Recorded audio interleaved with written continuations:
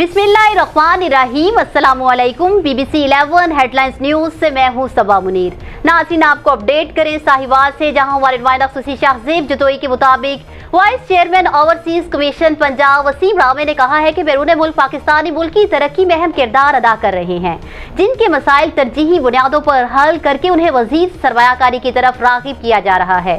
چوہدری وسیم راوے نے کہا کہ اوورسیز پاکستانیوں کے مسائل کے حل کرنے کے لیے نیا ایکٹ نافذ ہو چکا ہے، جس سے ضلعی کمیٹیوں کے اختیارات میں اضافہ ہوا ہے اور حل طلب مسائل جلد نپٹائے جا رہے ہیں۔ انہوں نے بتایا کہ یہ کمیشن ایک ایسا مؤثر پلیٹ فارم ہے جہاں بیرون ملک مقیم پاکستانیوں کو بغیر سیاسی تفریق رسائی حاصل ہے تاکہ ان کو درپیش مشکلات دور ہوں۔ ڈسٹرکٹ اوورسیز کمیشن وسیم راوے نے اجلاس کی صدارت کرتے ہوئے کہا کہ نئے ایکٹ سے ضلعی کمیٹیاں فریقین کو سمن کرنے اور قواعد و ضوابط میں رہتے ہوئے جلد فیصلہ کرنے کے لیے تمام درکار تعاون فوری حاصل کرنے کے اختیارات مل گئے ہیں۔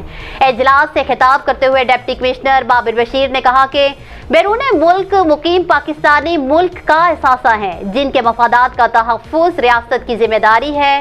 ان کو درپیش مسائل فوری حل کرنے کے لیے ضلعی کمیٹی متحرک ہے اور ان کے مالی مفادات کے تحفظ کے لیے ہر ممکن اقدامات اٹھا رہی ہے۔ نیوز اسٹوڈیو سے فی الوقت اتنا ہی۔ مزید تفصیلات اور اپڈیٹس کے لیے دیکھتے رہیے B B C 11 headlines news.